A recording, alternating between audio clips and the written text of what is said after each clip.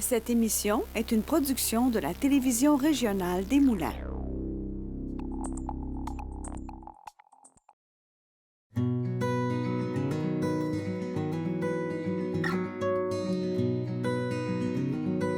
Au printemps et à l'été 2022, l'équipe de la Télévision régionale des Moulins, en collaboration avec la SODAM, a pris la route pour aller à la rencontre d'artisans lanaudois. De brèves capsules ont été produites afin de mettre leur travail en lumière. Plusieurs heures de tournage et de montage plus tard, de précieux moments supplémentaires vous seront aujourd'hui présentés.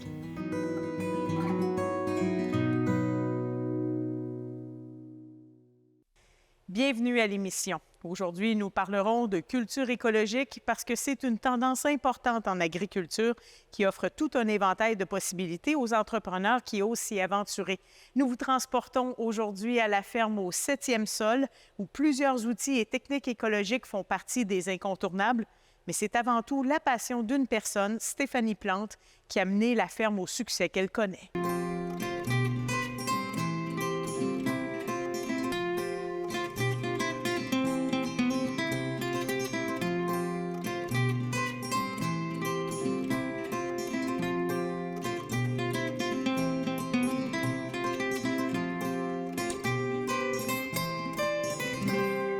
Bonjour, je suis Stéphanie, propriétaire de la ferme au 7e sol située à Mascouche.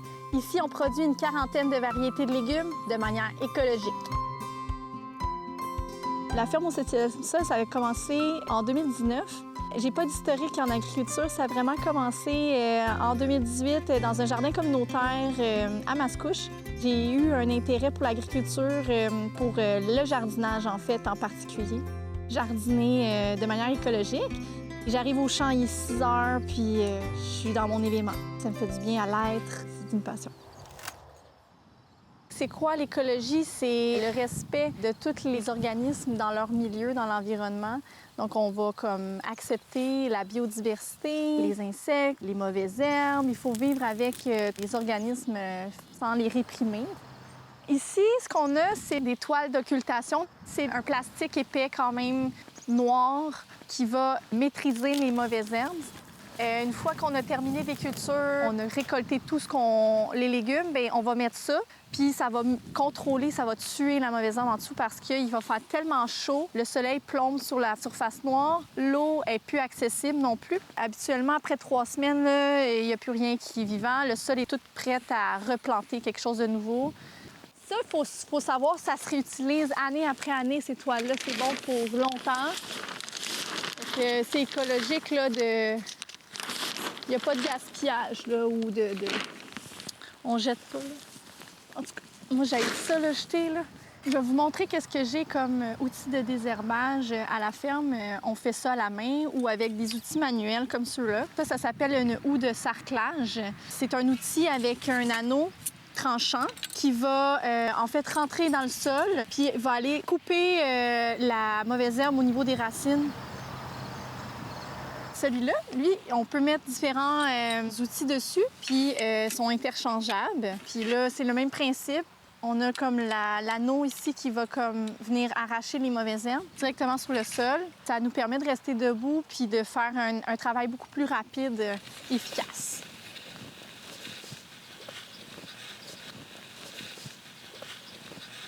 Une façon qu'on a de contrôler les mauvaises herbes, c'est l'utilisation des filets anti-insectes. Ici, on ne met aucun pesticide, puis on vit en harmonie avec la diversité des insectes. Mais pour protéger nos légumes, pour qu'ils soient beaux, bien, on utilise des filets. C'est respectueux de l'environnement, puis ça se réutilise année après année si on y fait attention. Comme ça, c'est des choux raves. C'est un légume quand même peu connu. Mais on n'en trouve pas à l'épicerie. Ils sont tout petits, mais bientôt ils vont être gros et délicieux. On met de la terre là, pour retenir le filet au sol, parce que quand ils ventent, si on met pas de la terre, ben, tu sais, ça peut être des sacs de roche aussi. Là. Il y a des gens qui utilisent des sacs de roche. Mais si on met pas du poids dessus le filet, c'est sûr qu'il va partir au vent. Là. Puis dès qu'il y a un trou, il y a une possibilité de rentrer, mais les insectes ils trouvent tout de suite la porte, puis l'efficacité du filet peut diminuer de 50 à 80 %.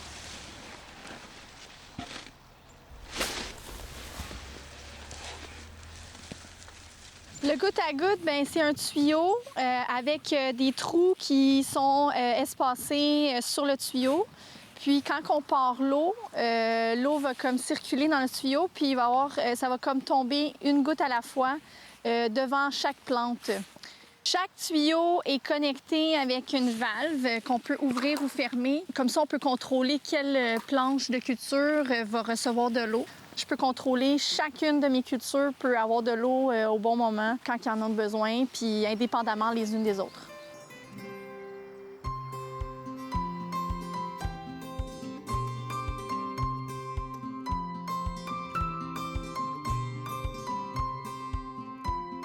Puis là, je suis rendue à plus de 40 variétés de légumes que je produis, que je vends dans les paniers de légumes. On est aussi présent dans les marchés publics de Mascouche et les marchés publics de Terrebonne tout au long de l'été. Ça, c'est le samedi et le dimanche. Puis, on a une belle diversité de légumes à offrir aux Mascouchois et aux Terrebonniens.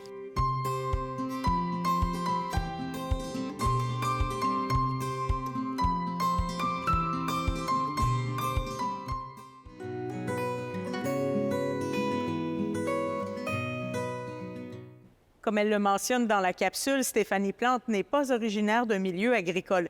C'est plutôt en s'impliquant dans un jardin communautaire qu'elle a découvert les bienfaits que lui procure le jardinage et qu'elle a attrapé la piqûre. Elle nous en dit plus long sur la découverte de sa passion pour le domaine. Mon aventure a commencé au marché public. Puis j'ai rencontré les propriétaires de la terre ici, où j'ai décidé justement de louer une parcelle de 1 hectare. Et au début, je jardinais, je faisais des patates. Parce que le propriétaire de la terre ici, c'est un spécialiste de la patate. Fait qu'il m'a appris à faire des patates. Tranquillement, pas vite, j'ai décidé de faire plus de culture. Puis cette année, j'ai inclus la céleri, le chou-fleur. Puis là, je suis rendue à plus de 40 variétés de légumes que je produis, que je vends dans les marchés publics, dans les paniers de légumes, que je donne aux gens aussi dans le besoin quand j'ai des surplus. Pour les connaissances, c'était beaucoup de lire des livres. J'aime beaucoup Jean-Martin Fortier. Je sais, on en entend, il y a beaucoup de gens qui le connaissent. C'est une figure qui est inspirante pour la petite agriculture de petite surface. Je me suis beaucoup basée sur lui, ce qu'il a écrit, sur ce qu'il a donné comme formation pour apprendre. Puis j'ai aussi récemment choisi de continuer mes études en gestion d'entreprises agricoles. Au cégep de Lionel Groulx, dans le sens où je vais apprendre plus la gestion, la comptabilité. En effet, la ferme au 7e sol se perfectionne d'année en année et tout cela demande beaucoup de gestion. Pour Stéphanie Plante, il n'y a pas de place pour le gaspillage et elle réutilise tout ce qu'elle peut. Ici, on utilise aussi des tuyaux qui sont plus épais. On réutilise à chaque année nos gouttes à gouttes. On les range dans un entrepôt, puis on les réutilise, c'est ça, année après année. Puis on les part seulement quand il va faire sécheresse. Il y a des cultures plus sensibles là, qui ont besoin d'eau, comme la laitue, par exemple, ici. C'est une culture qui a besoin d'eau. S'il n'y a pas d'eau, bien, on va perdre la culture. Dans le fond, les laitues vont devenir amères, elles vont monter en fleurs. Fait que ça, c'est un exemple, mais il y en a d'autres. Le chou, par exemple. Certains choux, les choux-fleurs, les choux, les brocolis, ceux-là aussi ont besoin d'eau régulièrement pour ne pas monter en fleurs, parce qu'on sait que le brocoli, c'est une fleur, en fait. Là. Fait que si on veut la garder le plus longtemps possible, le plus dense, bien, il faut lui apporter de l'eau pour pas qu'elle ait de stress. D'une année à l'autre, c'est jamais pareil. Il faut vraiment s'adapter au changement climatique aussi, j'aimerais dire, qui, d'une année à l'autre, on ne sait pas, on s'en va vers des sécheresses.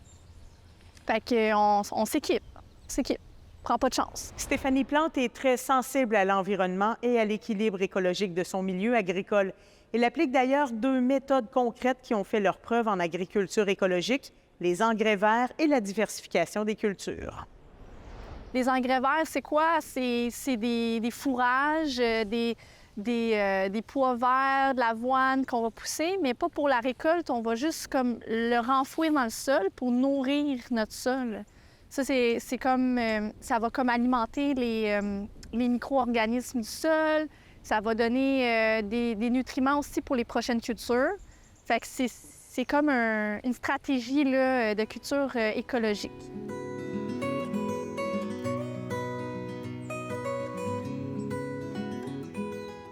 En culture écologique, on va faire plusieurs variétés de légumes en même temps. En variant les cultures, on varie aussi les insectes, on varie les mauvaises herbes qui vont pousser, on varie aussi les nutriments qui sont utilisés dans le sol par les plantes. Que, comme ici, je fais chou de Bruxelles qui est en train de pousser. Là, on a très hâte d'en manger, ça s'en vient. Les choux rouges, les choux pommés. On a fait des choux-fleurs puis des brocolis. Les choux-fleurs, pour qu'ils restent blancs, il faut refermer les feuilles sur le chou pour empêcher la lumière de pénétrer puis de jaunir, dans le fond, parce que sinon les choux, ils vont jaunir. Fait que moi, je mets un élastique comme ça. Ensuite, le chou-fleur vient là. Puis pour la récolte, ben on prend un couteau, puis on va aller juste couper ici en dessous. Et que là, voilà, c'est un magnifique chou-fleur blanc. J'en ai des plus gros. La grosseur, c'est sûr qu'ils grossissent selon la température. S'il fait très, très chaud, on va avoir des choux-fleurs un peu plus petits. S'il fait un peu plus frais, les choux-fleurs vont être un peu plus gros. Il n'y a rien de mieux qu'un chou-fleur frais cueilli.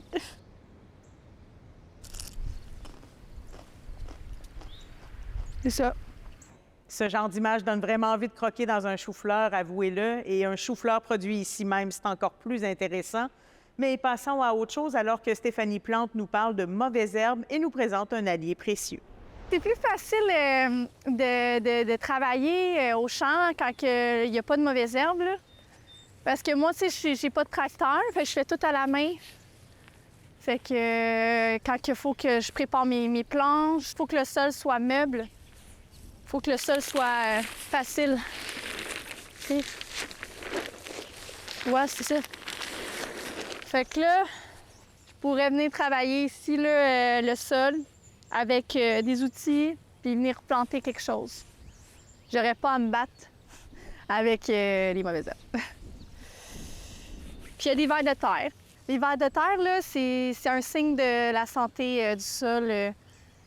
Quand vous voyez des vers de terre dans un sol, c'est parce qu'il y a beaucoup de matière organique, les vers de terre s'en nourrissent, puis les plantes sont en santé plus aussi quand ils sont présents, les vers de terre. C'est sûr qu'avec une toile comme ça, les vers de terre, ils sont vraiment contents parce qu'ils sont à l'humidité, ils peuvent travailler, comme ils mangent tous les résidus de culture, là. Puis ils se font pas attaquer par les oiseaux. Fait que ça fait un bel environnement pour eux. Stéphanie Plante travaille en harmonie avec la nature. Les insectes font partie de son environnement. Dans la capsule, nous l'avons vu installer ses filets pour éviter certains dommages causés par les insectes. Mais à partir de quand doit-elle les installer et comment réagit-elle s'il y a tout de même une infestation? C'est ce que nous allons voir. Les filets sont installés dès le début de la plantation, au moment où on sème ou qu'on transplante les plantes. On met tout de suite le filet le jour même là, pour éviter tout dommage. Parce que les insectes sont capables de trouver rapidement les cultures, là, puis de s'y installer, de faire leur maison. Là. J'ai eu des cultures comme ça où j'avais beaucoup de pucerons, mais je récolte ce que je peux récolter, puis le reste, je le laisse à la nature. C'est un partage. Je perds pas tout. T'sais, à la superficie que j'ai toujours quelque chose à récolter. Là. Fait que je partage. Les choux, c'est des légumes ça prend absolument des filets. Ça, c'est tous des choux. Puis là, ici, vous voyez, c'est des cultures que j'ai récemment plantées. Les patates, c'est la bébite à patates. Mais là, les patates, on les fait loin. Parce qu'on veut pas les voir, les bébites. Moi, je les laisse aller parce que c'est ça, je mets aucun pesticide. Puis oui, les récoltes sont moins grandes, mais les pesticides, ça va attaquer tous les insectes. Souvent, ça va pas affecter juste un individu dans la biodiversité, ça va affecter toute la chaîne écologique. Fait que c'est pour ça que j'essaie de pas toucher à ça. Tu sais que les abeilles, C'est pour eux qu'on fait ça. Il y a tout le temps au moins un 30 qu'il faut laisser partir, là. Soit parce que c'est moche ou c'est pas vendable. Puis souvent, ce que je fais, c'est je donne les légumes à des banques alimentaires pour redonner aussi aux familles qui en ont besoin. Puis quand c'est pas vendu, c'est ça que je fais. La solidarité est une valeur qui est chère pour la propriétaire de la ferme au 7e sol. Non seulement elle n'hésite pas à donner au suivant, mais parfois, c'est elle qui doit recourir à la solidarité des autres. Une chose qui est vraiment géniale, c'est hier, on a tout désherbé ça. La mauvaise herbe était tellement haute. En fait, c'est des poireaux. Puis on les voyait même plus. Puis là, j'ai appelé toutes mes amies. Puis ça, c'est une belle chose. Les gens sont vraiment solidaires. On était une dizaine ici là, à désherber, puis regardez là, le beau rendu. Tous ces poireaux-là, ils vont être prêts cet automne. Tout le monde va pouvoir en profiter grâce à la solidarité. À chaque fois que les gens viennent, bien, ils se trouvent ressourcés, puis ils aiment ça. C'est une activité qui est quand même relaxante là, de jardiner, fait que les gens aiment ça. En plus de la vente de ses récoltes à ses partenaires et au marché, la ferme au 7e sol offre d'autres services à la population. Alors, ce qu'on fait, nous, à la ferme, au printemps, on fait les semis de jardin pour des jardiniers à la maison qui adorent utiliser des variétés qui sont plus locales, des plants des semenciers québécois. On prépare des plants, puis on fait une grande vente de plants de jardin au printemps. Puis ensuite, on commence les paniers de légumes fin juin. Chaque semaine, on fait la livraison des paniers de légumes à différents points de chute, puis aussi directement à la maison là, pour ceux qui le souhaitent. On est aussi présent dans les marchés publics de Mascouche et les marchés publics de Terrebonne tout au long de l'été.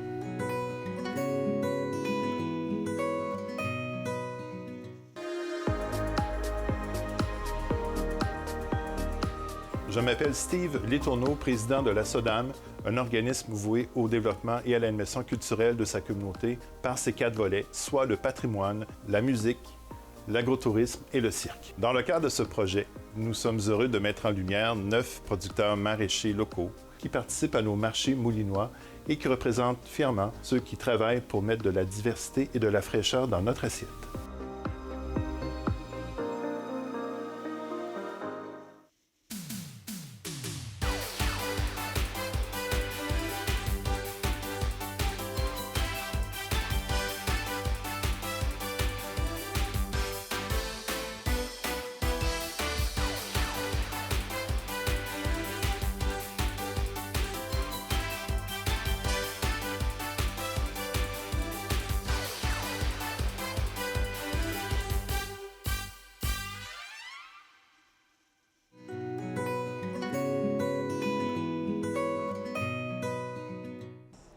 Lors du tournage pour la capsule Saveurs locales, la saison estivale était bien entamée.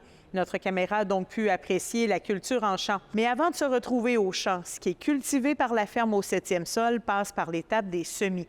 Dans le cadre de la présente émission, je suis retournée quelques mois plus tard pour rencontrer Stéphanie Plante en pleine préparation de la belle saison à venir. Alors, on est ici à Mascouche en ce début de saison parce qu'on a vu les champs tout à l'heure, mais on est venu directement sur le terrain rencontrer Stéphanie. C'est le début de la saison. On le sent, là, la chaleur commence à s'installer. Bien oui. Et on est en période de production de semis. Exactement. On a déjà commencé à faire des semis il y a déjà 1 mois de ça. Puis bientôt, on va planter au champ. Ça a l'air de rien. La neige à fond, mais on est très excités de faire ça bientôt. Pour commencer à produire des bons légumes. On est à la fonte des neiges. Viens, je vais te montrer de quoi ça a l'air à la ferme sur la terre. Là, vous voyez, ça fond. Là, les niveaux d'eau sont très hauts dans notre fossé.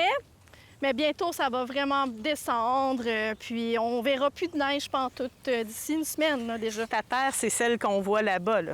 Oui. T'as quelle superficie? 1 hectare. Bien suffisant pour nos 100 partenaires de panier qu'on va avoir cet été. Ici, je viens souvent avec ma fille. Elle adore ça, là, jouer avec tout ce qui est la nature, venir cultiver la terre avec sa maman. C'est vraiment un lieu propice pour des apprentissages, puis vraiment enrichissant pour elle. Là. On voit que tu lui as même installé... Des jeux, ben oui, c'est son petit coin à elle. J'ai même planté des fleurs, j'ai mis des jeux. Pour vrai, elle se sent comme chez elle ici. Là. Puis ça, c'est vraiment important pour moi de transmettre des connaissances, de savoir d'où vient la nourriture qu'on mange. Puis ça passe par l'expérience que ma fille peut vivre ici, à la ferme avec moi.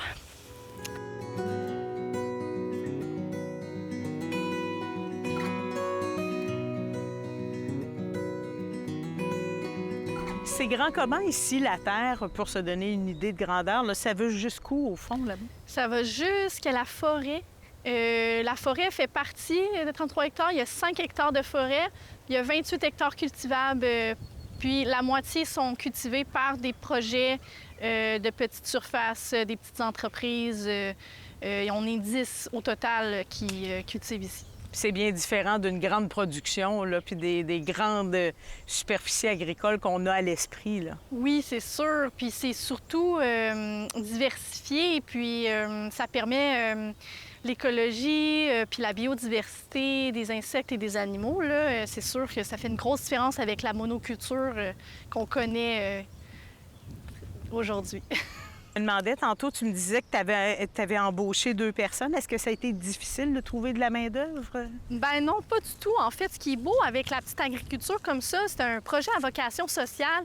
Les gens se sentent inclus, ils ont envie de participer, puis c'est quelque chose de beaucoup plus valorisant pour une personne de faire de l'agriculture diversifiée que d'aller en monoculture, par exemple. Fait que non, pour moi, j'ai été bien chanceuse, puis mes employés m'ont tombé dans les bras pour vrai, quasiment me supplier de venir vivre cette expérience-là.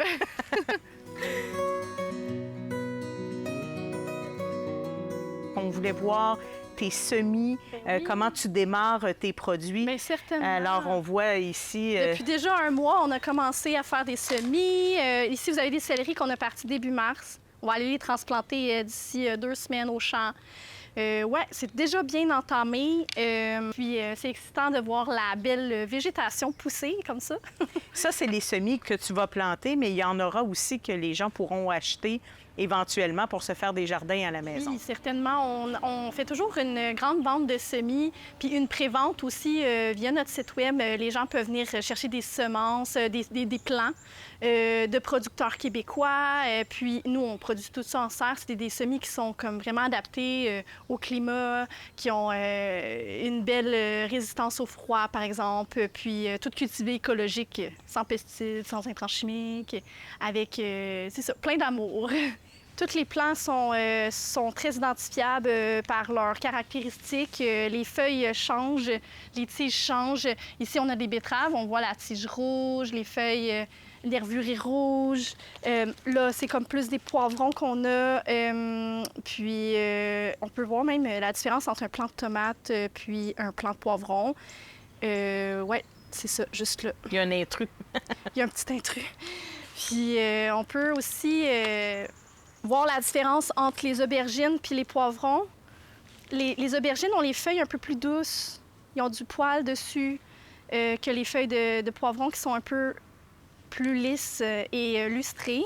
Et quel est l'avantage de démarrer comme ça les semis en serre plutôt que de les démarrer directement au champ? Bien, il y a plusieurs avantages. On peut comme devancer les mauvaises herbes parce qu'en produisant dans la serre, on a une avance. Donc, quand on va transplanter au champ, on a déjà une avance sur les mauvaises herbes qui poussent au champ. On peut contrôler aussi certaines maladies. Puis, on a une récolte aussi plus hâtive. Donc, on est dans les primeurs, dans les récoltes qui sont hâtives pour pouvoir fournir des légumes plus rapidement à nos partenaires de panier de légumes, par exemple. Parce que tu disais, dans 3 semaines, ces petits céleris-là vont être au champ. Oui. Tu prévois les récolter quand, là, pour les ajouter à ton panier? Début juillet, mi-juillet. Tandis que si j'aurais parti ça directement au champ, j'en aurais pas eu avant septembre. OK. Fait que ça a une grande incidence quand même de partir ces semis d'avance dans la serre. Oui. Sur la quantité aussi qu'on peut produire dans une saison, parce qu'on va pouvoir faire des semis successifs. Dans le fond, quand ceux-là vont être récoltés, je vais pouvoir planter d'autres choses au champ vers la fin juillet, par exemple des salades, des radis, plein de belles affaires. Le légume ou la plante qui te pose le plus de problèmes ou de cassage de tête quand vient le temps de... Je dirais, c'est les choux, mais au niveau des brocolis puis des choux-fleurs. Ça, c'est un légume qui est vraiment, vraiment sensible à la chaleur. Puis, on a beau choisir des variétés qui sont comme adaptées à notre climat, mais au Québec, il fait froid, puis à un moment donné, il fait chaud. Puis, les brocolis, c'est très difficile d'atteindre le bouquet de fleurs parfait qu'on retrouve à l'épicerie de manière biologique et artisanale. Puis, c'est quand même un petit défi, je trouve, agréable quand même à relever. Là. Nous autres, on n'a pas de défi insurmontable. Il y a un événement aussi, la fête des semis. À chaque année, on réalise cet événement-là où ce que les gens peuvent venir voir des conférences, voir des artisans, rencontrer les agriculteurs, aussi acheter leurs semis pour leur propre jardin qu'ils vont réaliser chez eux. Finalement. Puis nous, on leur donne plein de conseils. On est là pour ça aussi, faire un bon contact. Lors de cette visite, j'en ai profité pour poser quelques questions à propos de l'organisme 33 hectares qui héberge plusieurs entreprises agricoles comme la ferme au 7e sol. Sa mission, c'est de mettre en valeur les agriculteurs, de leur permettre de promouvoir leurs produits, puis de faire un lien entre la communauté, puis nos activités agricoles via des activités agrotouristiques. C'est vraiment la synergie qui nous permet aussi de nous, en tant qu'agriculteurs, de mettre du temps dans nos cultures, dans nos projets. Puis, on peut mieux se concentrer sur notre mission, cultiver des légumes. Puis, ça, c'est génial. C'est ainsi que s'achève notre découverte de la ferme au 7e sol. Il est maintenant temps de rester à l'affût des différents marchés pour rencontrer Stéphanie Plante ou pour faire le plein de ses délicieux produits maraîchers. À bientôt!